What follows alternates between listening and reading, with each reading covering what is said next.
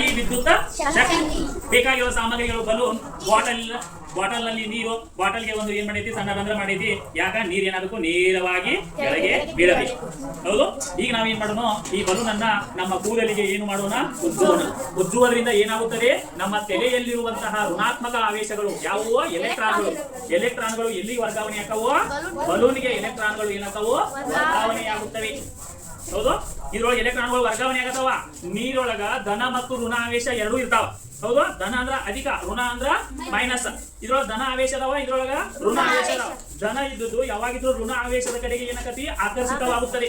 ಹೌದು. ಈಗ ನೋಡ್ರಿ, ನಾವು ಬೀಳು ನೀರ ಹೆಂಗ್ ಇದ್ರ ಕಡೆ ಆಕರ್ಷಿತ ಆಗೈತೆ ಅನ್ನೋದನ್ನ ನೋಡೋಣವೇ. ನೋಡ್ರಿ, ಈಗ ನೋಡ್ರಿ ನೀರ್ ಹೆಂಗ್ ಬೆಳತತಿ, ಸೀದಾ ಬೆಳತತಿ ನೀರ. ಹೌದು. ಹೌದು. ಹೆಚ್ಚಿಗೆ ಬರತತ್ಯ. ಹೌದು. ಈಗ ನೋಡಿ ಸೀದಾ ಹೋಗತ್ಯ. ಹೌದು. ನೋಡ್ರಿ ಇಲ್ಲಿ.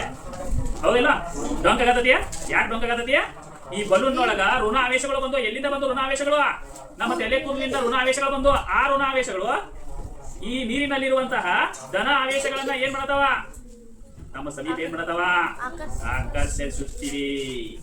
ಹೆಂಗ ನಾಟಕ ಕಲ್ಕೋರಿ.